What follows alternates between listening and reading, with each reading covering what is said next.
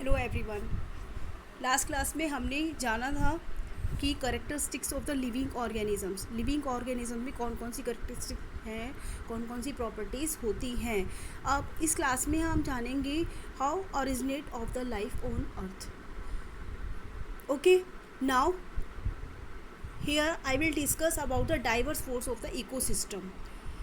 आपको पता है कि हम अर्थ पर अलग अलग रिलीजन्स हैं, जैसे हिंदू, मुस्लिम, सिख, ईसाई। तो वो अपने अपने धर्म को मानते हैं। मैं तो कहती हूँ कि मैं हिंदू हूँ, मैं मंदिर जाती हूँ, लेकिन मस्जिद नहीं जाती हूँ।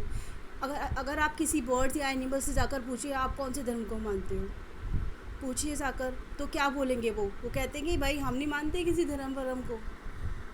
हम तो सूरज निकलने का इंतज़ार करते हैं। जब सूरज निकलेगा हम अपने बच्चों के लिए खाना जुटाने जाएंगे, अपने घोंसलों से बाहर निकलेंगे, अपने घरों से बाहर निकलेंगे, और हमें इस धर्म के बारे में कुछ नहीं पता। हमें सिर्फ पता है कि सूरज निकलता है और हमें अपने काम पर जाना है। सोचिए, बहुत सारे वैज्ञानिकों ने माना कि अगर इस अर्थ पर सूरज एक दिन के लिए रेस्ट कर ले, सूरज नहीं निकले तो क्या होगा? बहुत सारी चिड़ियाँ मर जाएंगी, एनिमल्स मर जाएंगे। फोटोसिंथेसिस, आपको पता है फोटोसिंथेसिस केवल सनलाइट की प्रेजेंस में ही होता है। मीन्स प्लांट्स जो फूड बनाते हैं, अगर सनलाइट होगी तो फूड बनेगा, और हमारा जीवन प्लांट्स पर डिपेंड करता है। अगर फोटोसिंथेसिस नहीं होगा तो हमें फूड नहीं मिलेगा, तो हम सरवाइव नहीं कर पाएंगे। तो hence we can say the diverse force of the ecosystem is sunlight. पूरा इकोसिस्टम सन पर ही डिपेंड करता है। प्रिमिटिव एटमॉस्फेयर, प्रिमिटिव का मतलब है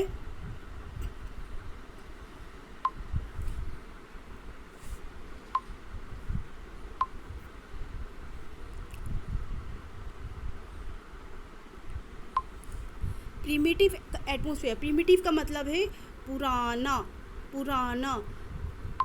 और present atmosphere. What is the difference between them? पहले एटमॉस्फेयर कैसा था और अब का एटमॉस्फेयर कैसा है? पहले एटमॉस्फेयर पर ऑक्सीजन प्रेजेंट नहीं थी, एक रिड्यूसिंग एटमॉस्फेयर था। लेकिन आज की एटमॉस्फेयर में क्या है? ऑक्सीजन प्रेजेंट है। आज के एटमॉस्फेयर में ऑक्सीजन प्रेजेंट है, तो आज का एटमॉस्फेयर एक ऑक्सीडाइजिंग एटमॉस्फेयर है। अब हमने अर्थ को काट के देखा। जब अर्थ को काट के देखा गया तो अर्थ पे कौन कौन से एटमॉस्फेयर मिले? मीन्स हाइड्रोस्फीयर जहाँ पानी था, बायोस्फीयर जहाँ पूरी लाइफ प्रेजेंट थी, लिथोस्फीयर अर्थ का ऊपरी पार्ट जिसे हम अर्थ क्रस्ट भी कहते हैं, उसे हम लिथोस्फीयर कहते हैं। Atmosphere, biosphere, present atmosphere. आज की एटमॉस्फेयर में एक ऑक्सीडाइजिंग एटमॉस्फेयर है, ऑक्सीजन प्रेजेंट है। लेकिन पहले एटमॉस्फेयर में, प्रिमिटिव एटमॉस्फेयर में ऑक्सीजन प्रेजेंट नहीं थी। आज की एटमॉस्फेयर में ऑक्सीजन प्रेजेंट है। We can say there are composition of the present atmosphere. This is very very important, you have to learn. आप देख सकते हो कि नाइट्रोजन की सबसे ज़्यादा कंपोजिशन है 78.03%। ये एग्ज़ाम में हर बार आती है और इसको आपको लर्न करना है। मेरे साथ साथ लर्न करिए। नाइट्रोजन की क्या कंपोजिशन है? 78.03%। उसके बाद oxygen 20.83%, CO2 0.03%, organ 0.94%, other gases water vapour and dust particle. आप देख रहे हो CO2 आप देख रहे हो CO2 जो कि सबसे कम प्रेजेंट है। ये CO2 ही सबसे ज़्यादा इम्पॉर्टेंट है। क्यों इम्पॉर्टेंट है? Because plant evolve CO2। हमारा पूरा जीवन प्लांट्स पर डिपेंड करता है। अगर इस एटमॉस्फेयर में प्लांट्स नहीं होंगे तो हम सरवाइव नहीं कर सकते हैं, हमें फूड नहीं मिलेगा। तो प्लांट्स को सरवाइव करने के लिए क्या चाहिए? CO2 चाहिए, और ये हमारी अर्थ को भी गर्म करती है। Hence we can say the very important gas on the earth is CO2 0.03%. What is the percentage of the CO2 is 0.03%. Primitive atmosphere में जैसे मैंने कहा था कि ऑक्सीजन प्रेजेंट नहीं थी, आप देख रहे हो कि ऑक्सीजन प्रेजेंट नहीं थी, लेकिन फ्री ऑक्सीजन प्रेजेंट नहीं थी, फ्री ऑक्सीजन प्रेजेंट नहीं थी। ऑक्सीजन वाटर में ऑक्सीजन प्रेजेंट थी, कार्बन डाइऑक्साइड के साथ थी, लेकिन वो फ्री मुक्त ऑक्सीजन प्रेजेंट नहीं थी। ओके, मुक्त ऑक्सीजन प्रेजेंट नहीं थी, वो किसी न किसी के साथ फुल लिंक थी। ठीक है, तो ये मेन केसेस थी पुराने वाले एटमॉस्फेयर में। जो पहले एटमॉस्फेयर था अर्थ पर, origin of life possible in the reducing atmosphere. उसको हम रिड्यूसिंग एटमॉस्फेयर क्यों कहते हैं? क्योंकि वहाँ पर ऑक्सीजन तो थी नहीं, इसीलिए। और केमिस्ट्री में दो इम्पॉर्टेंट पॉइंट आते हैं, ऑक्सीडेशन और reduction. Oxidation and reduction, oxidation and reduction आपने सुना होगा। ऑक्सीडेशन का मतलब क्या होता है? लॉस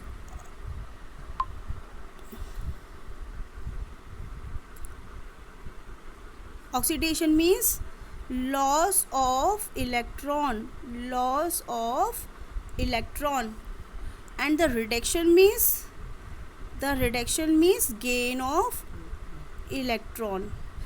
अगर आप बैंक जाते हो, बैंक से पैसे लेने जाते हो, तो पैसा आपका कम होता है या बढ़ता है? पैसा कम होगा ना, तो वो क्या है? Loss of the electron. अगर आप बैंक में पैसा देने जाते हो, अपने अकाउंट में पैसा सबमिट करने जाते हो, तो वो पैसा क्या होगा? गेन होगा ना, तो वो क्या है आपका? रिडक्शन। क्या होगा वो आपका? Reduction. First sign of the life,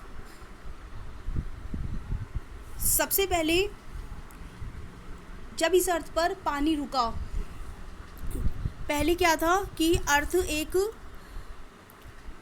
गरम तवे के समान थी। जैसे मम्मी खाना बनाती है ना गरम तवे पर, 100 डिग्री सेल्सियस उसका टेम्परेचर होता है। अगर आप उसके ऊपर 2 बूंद पानी की डालोगे तो क्या होगा?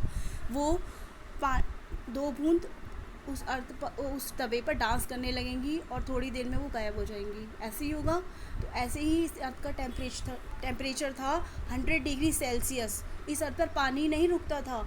जब इस अर्थ का टेम्परेचर कुछ कम हुआ, जब पानी थोड़ा थोड़ा रुकने लगा, 100 से कम हुआ और उस पर पानी रुकने लगा, तो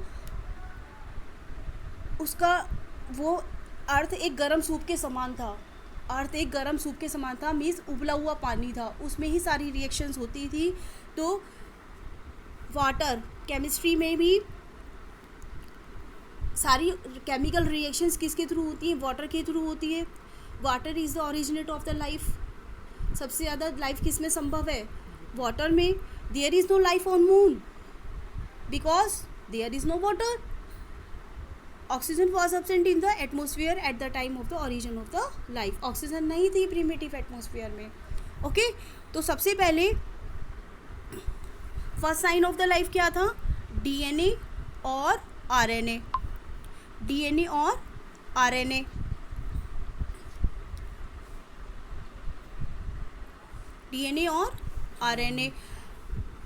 कौन सा था इसमें से? RNA. Because RNA is responsible for the protein synthesis. कौन करता था? प्रोटीन कौन बनाता था? आरएनए।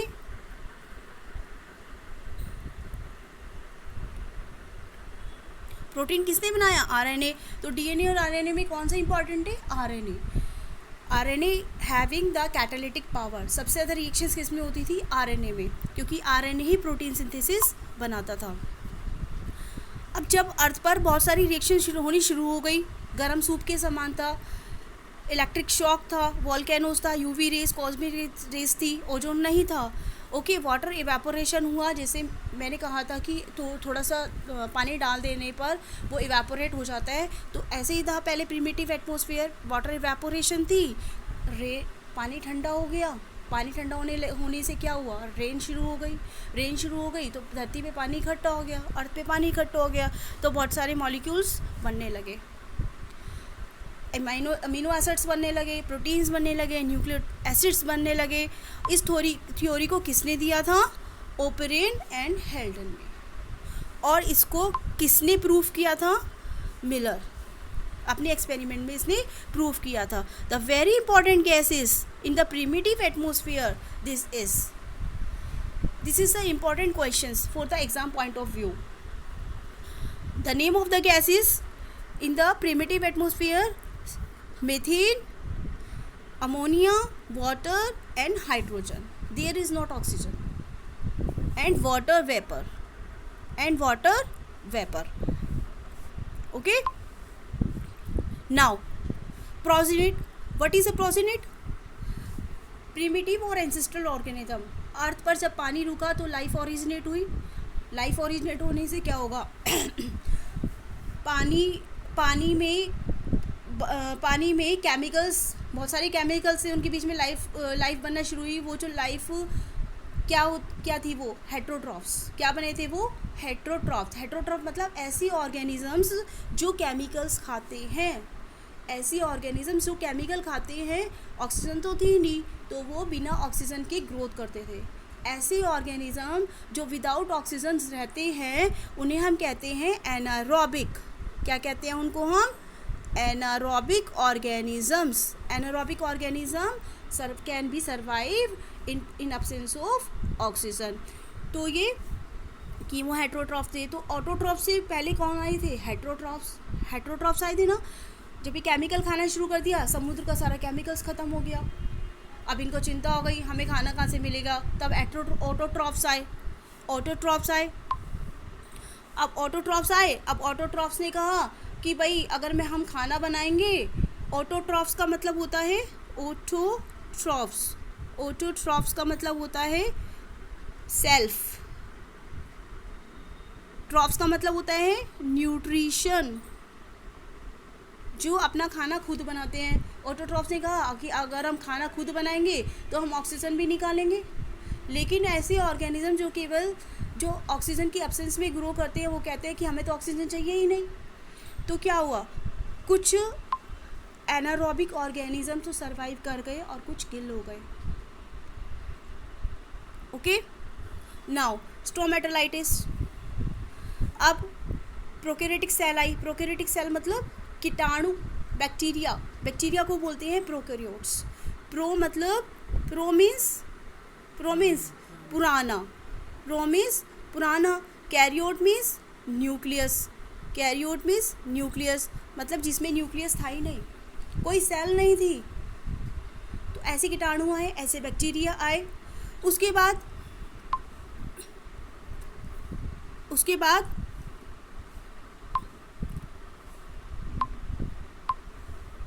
हेट्रोट्रॉफ्स। फर्स्ट हेट्रोट्रॉफ्स थे, कीमो ऑटोट्रॉफ्स थे, हेट्रोट्रॉफ्स थे। उसके बाद ऑटोट्रॉफ्स आए। ऑटोट्रॉफ्स ने ऑक्सीजन दिया। प्लांट्स आए, प्रोकैरियोट्स आए, प्रोजीनोट्स के बाद क्या बना हमारा? Multi cellular organisms means plants. छोटे छोटे प्लांट्स बनने शुरू हो गए जो कि ऑक्सीजन इवॉल्व करते थे। तो इस स्टोरी में हमने क्या समझा? इस स्टोरी में हमने समझा कि what are the characteristics of the living organisms. कौन सी ऐसी कैरेक्टरिस्टिक्स हैं जो लिविंग को नॉन लिविंग से अलग रखती हैं। How the originate of the life on the अर्थ, कि इस अर्थ पर लाइफ का कैसे ओरिजिन हुआ। सबसे पहले क्या बना था? केमिकल्स बने थे। वाटर आया, वाटर भी प्रेजेंट नहीं था प्रिमिटिव एटमॉस्फेयर में। तो जब अर्थ थोड़ी थोड़ी ठंडी होना शुरू हुई तो वाटर आया, वाटर में केमिकल्स रिएक्शन होना शुरू हुई, ऑक्सीडेशन रिडक्शन शुरू हुई। उसके बाद कीटाणु बने, प्रोकैरियोट्स बने, उसके बाद यूकैरियोट्स बने। यूकैरियोट्स का मतलब होता है एडवांस्ड। यूकैरियोट्स मीन्स एडवांस और plants. Thank you so much.